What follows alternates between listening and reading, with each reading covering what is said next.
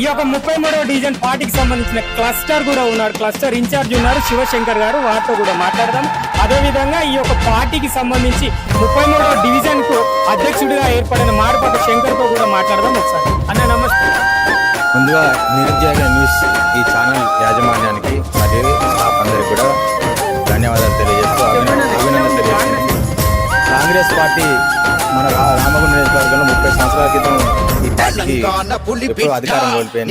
తర్వాత ఈ 30 సంవత్సరాల తర్వాత రాష్ట్రంలో ముఖ్యంగా మన ఈ రామగుండం నియోజకవర్గంలో ఇంతకుముందు వేడారం రామగుండం ఈ నియోజకవర్గంలో మన పార్టీ అధికారం రావడం, ఇక్కడ మత్తన్ సింగ్ గారిని గెలిపిస్తారు. ఇది మన అందరికి కూడా అడ్వాంటేజ్ అవుతుంది. తర్వాత 6 గ్యారంటీ పథకాలకు సంబంధించిన దాని యొక్క అమలు దఫాలుగా చేసుకుంటున్న బాగా 5 గ్యారంటీలను మనం రీచ్ కాగలిగాను. రాష్ట్రంలో 10 సంవత్సరాల బీఆర్ఎస్ పాలన వాళ్ళు చేసిన అప్పులు వారి యొక్క ఖజానా మొత్తం జీరో చేసి అప్పుల కుప్పగా మార్చిన రాష్ట్రాన్ని మార్చిన వాళ్ళు వెళ్ళిపోయారు. ఇప్పుడు దాన్ని సరి చేసుకోవాలంటే ఈ రాష్ట్ర ప్రభుత్వానికి, ఎన్నికైన ప్రభుత్వానికి చాలా కష్టతరంగా ఉన్నది. దాన్ని సరి చేసుకుంటేనే అయినప్పటికీ కూడా ధైర్యంగా ముందుకు వెళ్తున్నారు. మా డివిజన్కి వచ్చేసరికి కొన్ని టెక్నికల్ ఇష్యూస్ ఉన్నాయి. కొంతమంది గ్యాస్ బిల్స్ రాలేదు, ఎలక్ట్రిసిటీ రాలేదు, కొన్ని పెండింగ్లో ఉన్నాయి. అవన్నీ కూడా మీరు అధ్యక్షుల వారికి లింగన్న ఉన్నారు, దొడ్డ శ్రీనివాస్ మన కార్పొరేటర్ గారు ఉన్నారు, మీరు అందరూ కూడా కలిసి ఆయా సమస్యలు ఏమంటే వాటిని పరిష్కరించుకోవాలి. అన్నగారు రాకపోవడం అనేది కొన్ని మన 30వ డివిజన్ కాదు రామగుండం నియోజకవర్గంలో చర్చ జరుగుతుంది. ఎమ్మెల్యే గారు గెలిచి 4 నెలలు అయినా కూడా ఇప్పుడు రాలేదనే టాప్ మీరు మనసులో ఉన్నది. దయచేసి అది వేరే రకంగా ఆలోచించుకోవద్దని చెప్పి మీ అందరికీ కూడా నేను మనవి చేస్తాను. ఈ యొక్క టీవీ ఛానల్ ముఖంగా ఎందుకు రాలేదంటే ఈ రామగుండం నియోజకవర్గాన్ని ఏ రకంగా చేయాలి, ఇన్ని మనం ఇక్కడ డెవలప్ చేసుకోవాలి.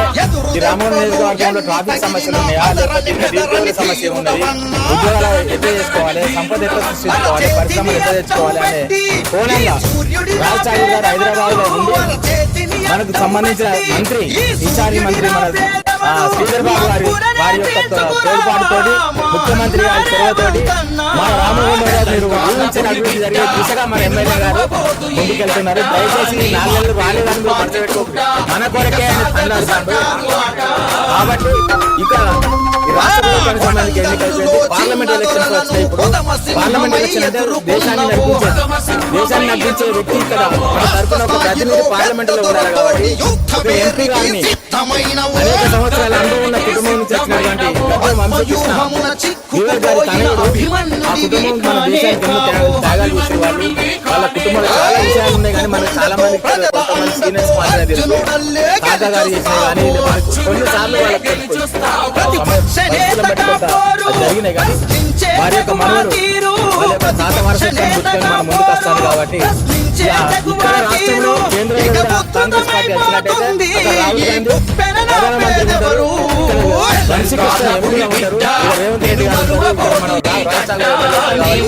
కేంద్ర ప్రభుత్వం రాష్ట్ర ప్రభుత్వం అన్నిటితో మన దేశాన్ని కాకుండా మన నియోజకవర్గం కాకుండా మన డివిజన్కి సంబంధించిన ఈ కేంద్ర ప్రభుత్వం సంబంధించిన స్కీమ్స్ కొన్ని ఉంటాయి, నిరుద్యోగులకు సంబంధించి అనేక అంశాలు ఉంటాయి. కాబట్టి దయచేసి ఒక్క ఓటు కూడా చీలిపోకుండా 10 సంవత్సరాలు రాష్ట్రాన్ని బస్టు పట్టించి రాష్ట్రాన్ని అధ్వాన పరిస్థితులు ఎలాంటి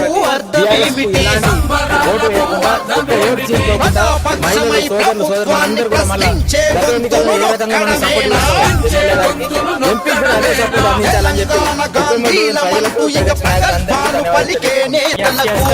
ధన్యవాదాలు.